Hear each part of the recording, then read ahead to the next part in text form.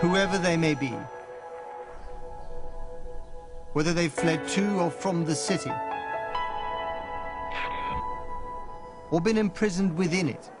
The life and character of Berliners has been defined by a struggle for freedom. All free men, wherever they may live, are citizens of Berlin.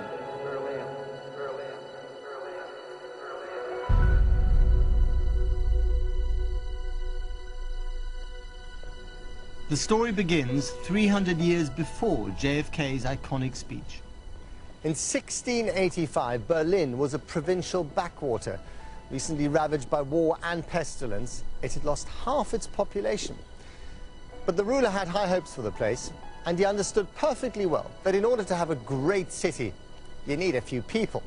So he set about getting them by offering freedom.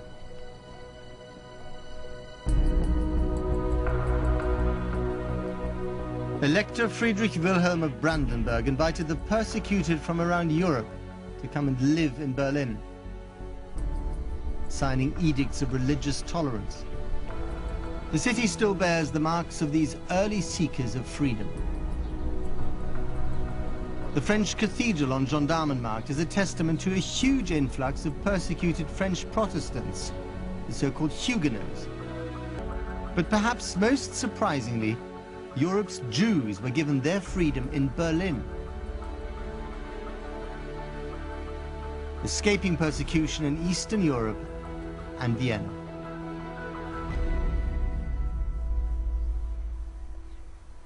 When they first arrived, Berlin Jews had to pay heavy taxes to live and worship in the city, but they were relatively free and their community flourished.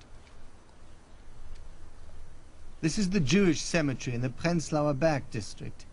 Here lie generations of citizens, merchants, publishers, doctors, intellectuals. They all played an important role in the creation of Berlin. Yet the stones here also tell another story.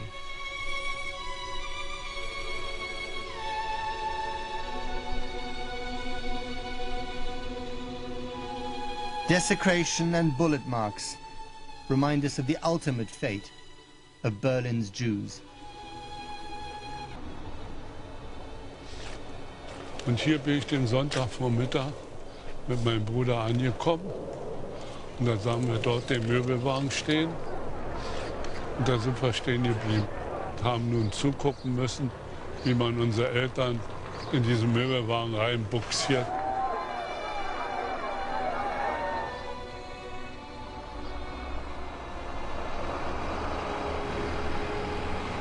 Das war das letzte Mal, dass wir unsere Eltern gesehen haben.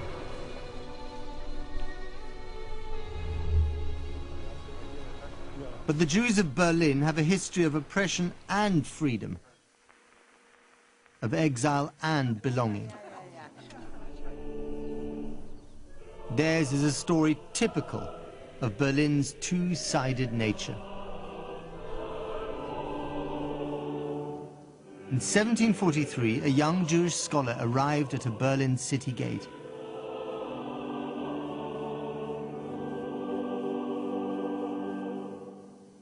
His name was Moses Mendelssohn, and he would become a tireless campaigner for the acceptance of Jews in the Christian world. While he worked as a tutor for the children of a wealthy Jewish merchant, Mendelssohn gained a reputation as a great philosopher and reformer by both the Jewish and Gentile communities. His writings urged integration and tolerance.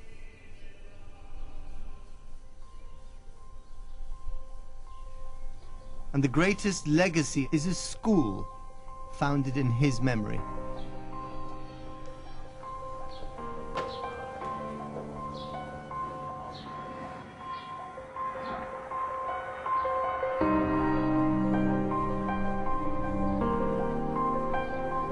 The school was open from 1778 through to the 15th of April, 1942, when a Nazi law banned the education of Jews.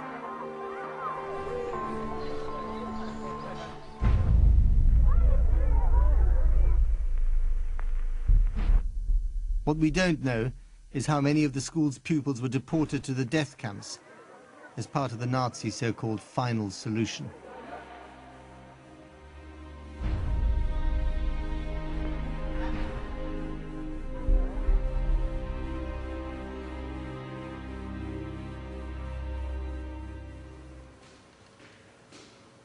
The school has recently reopened.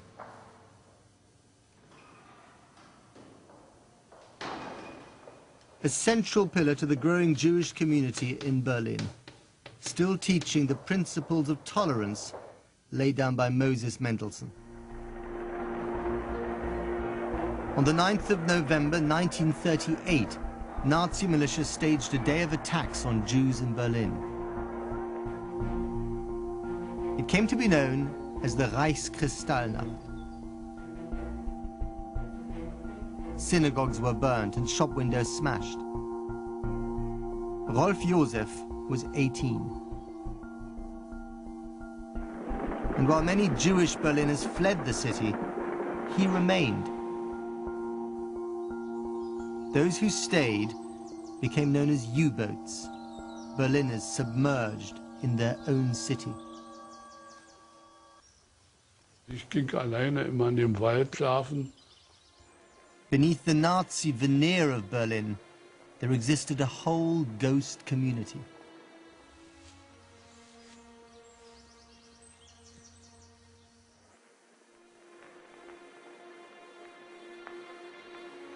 Alles anders. Alles anders jetzt.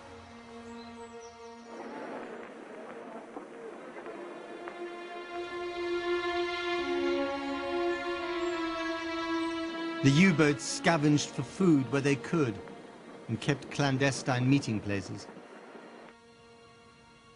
Ich habe nun gesagt zu meinem Bruder, wir treffen uns einmal mittwochs um 11 Uhr auf dem Nettelbeckplatz, damit wir voneinander.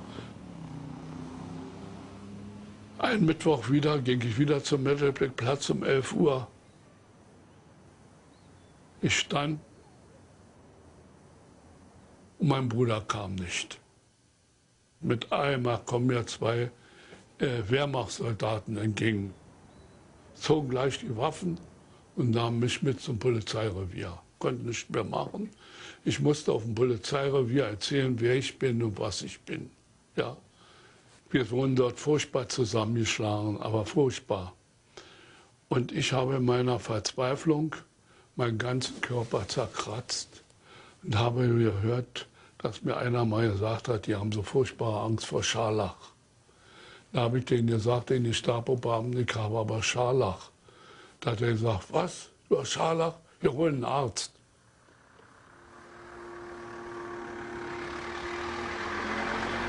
Den Mann habe ich hauptsächlich mein Leben zu verdanken. Der hat gesehen, was los ist. Der hat gesagt, jawohl, der Mann hat Scharlach. Er hat gelogen für Sie? Ja, der hat für mich gelogen. Und so schnallte man mich auf eine Bahre und man brachte mich ins jüdische Krankenhaus. Hier war früher alles bewacht, die Aufgänge, stand immer Gestapo-Leute.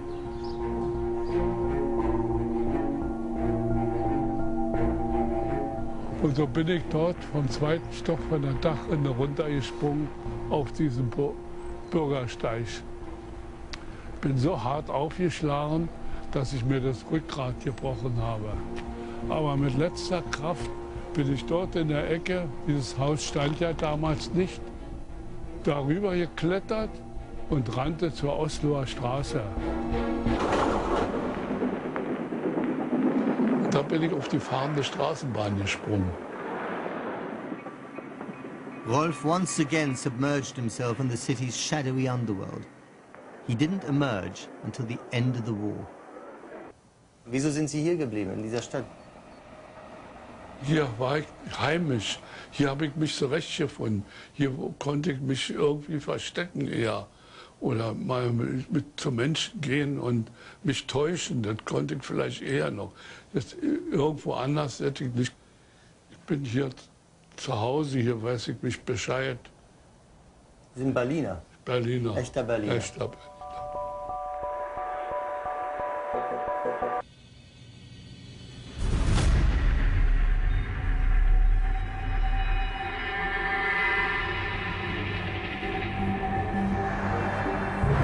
Berliners have always struggled to free themselves from their rulers.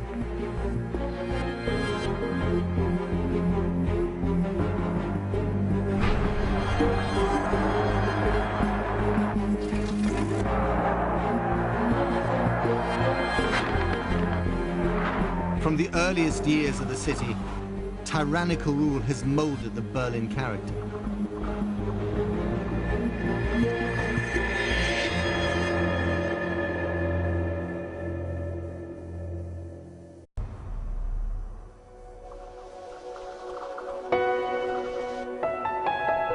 Whoever they may be,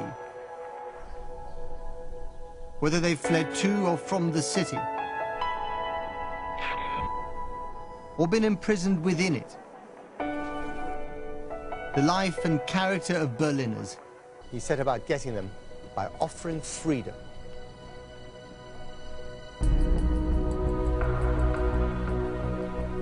Elector Friedrich Wilhelm of Brandenburg invited the persecuted from around Europe to come and live in Berlin, signing edicts of religious tolerance. The city still bears the marks of these early seekers of freedom. The French cathedral on Gendarmenmarkt is a testament to a huge influx of persecuted French Protestants, the so-called Huguenots. But perhaps most surprisingly, Europe's Jews were given their freedom in Berlin. Begins 300 years before JFK's iconic speech. In 1685, Berlin was a provincial backwater. Recently ravaged by war and pestilence, it had lost half its population. But the ruler had high hopes for the place, and he understood perfectly well that in order to have a great city, you need a few people. So, has been defined by a struggle for freedom. All free men, wherever they may live, are citizens of Berlin.